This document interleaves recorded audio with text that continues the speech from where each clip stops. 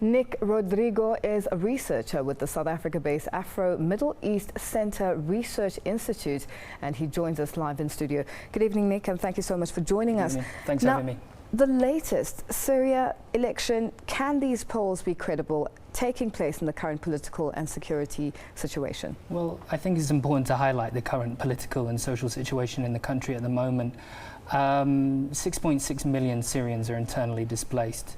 4.5 million Syrians have been scattered into refugee camps in neighbouring countries.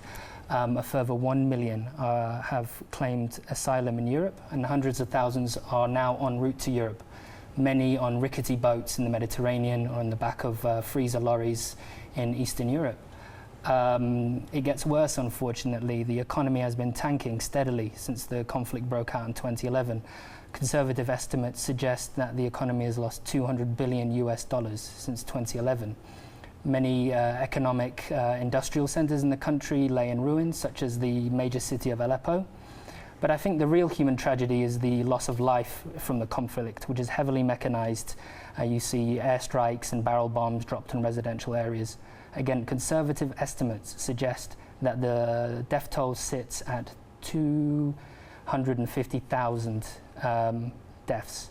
But in reality, it's closer to the 500,000 mark. But we will never know how many people have died, because so many people have disappeared into dungeons administered by Assad's government.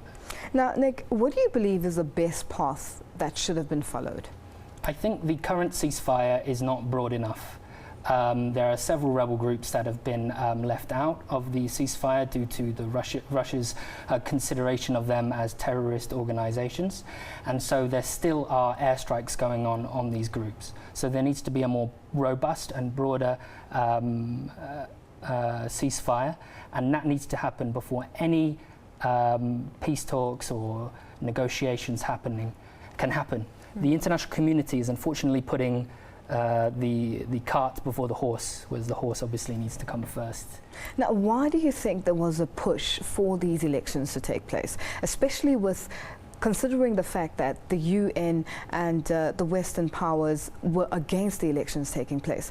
Seemingly, Russia was the only ones in support of the elections taking place currently. So about a week and a half ago, the historic city of Palmyra was liberated or recaptured by Bashar al-Assad's forces, supported by Russian airstrikes. This was a symbolic victory for al-Assad, and he was able to present it as his regime battling Islamic extremism. And these elections sort of complement this, and is it an ability for Bashar al-Assad to sort of display to the international community that he's a serious broker for peace and can engage. However, the elections are not credible in the eyes of the opposition, so it's really not really administered in good faith. There's been ongoing calls for Bashar al-Assad to step down. Is this likely to happen anytime soon? I have been hearing since 2011 that Bashar al-Assad is on his last feet. Hezbollah have come in to save him, Iran have come in to save him, and now Russia have come in to save him with their considerable air force. I think that we need to turn our attention to geopolitical factors between the US and Russia to really understand whether Assad will go. Russia is going into its third year under EU and US sanctions, and if he is to leave, it will be on Russia negotiating some deal with the European Union and the US over these sanctions. Now, Nick, Russia's proposals to include the Kurds in the peace talks was recently vetoed by the UN Security Council and mainly by Western members. Why is this the case? Turkey, to put it simply. The Turkey, which is a major NATO ally of the US and has also recently signed a deal to take back Syrian refugees from the European Union. The EU and the US do not want to upset Turkey, who see any autonomous Kurdish region on their southern border as a security threat, as they perceive its strategic positioning as a base for their own Kurdish militants within their own country to launch strikes. It could also serve as a sort of shop window for Kurdish autonomy within their own country as well. Now, can Syria then be able to reconcile vote results with ongoing Geneva talks? Is it possible? Well, the substance of the Geneva talks which came through UN Security Resolution 2254, state that within 6 months of a deal between the opposition and the government, there is to be a drafted constitution, and then within 18 months, there is to be elections. So Bashar al-Assad has actually jumped the gun by over 18 months. So they don't actually dovetail his elections and the Geneva process. And many in the opposition see it as a delay to any substantial agreement emerging.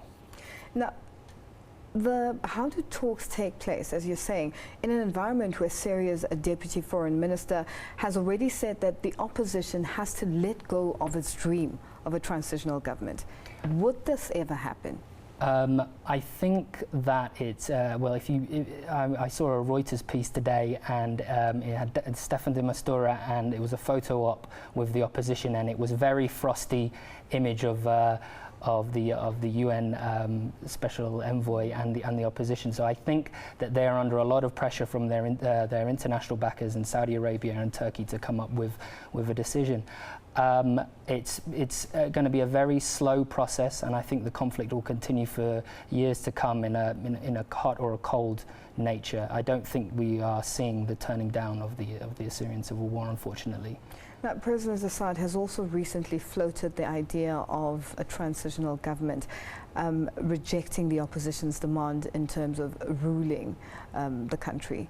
What's the issue there? Does he only want power for himself, and he doesn't want his country to recover from the 5-year-long war? Is it just going to be continuous, as you say? So at the start of the war, the strongest institution in the Syrian government was its security apparatus. Now, after 5 years of destructive war with rebel groups, that is the only institution that is left. And he is hoping that he can maintain this structure to sort of incubate the privileges that his community have enjoyed, as well as those loyal to his regime. And I suspect that his Iranian backers and his Russian backers also want the security apparatus to remain. After the Libya debacle, Vladimir Putin is very wary of any regime change, but specifically any change in the security and the stability situation in the region. And Iran also have a lot of economic interests in the country, and it is a vital transit route to their proxies in Lebanon.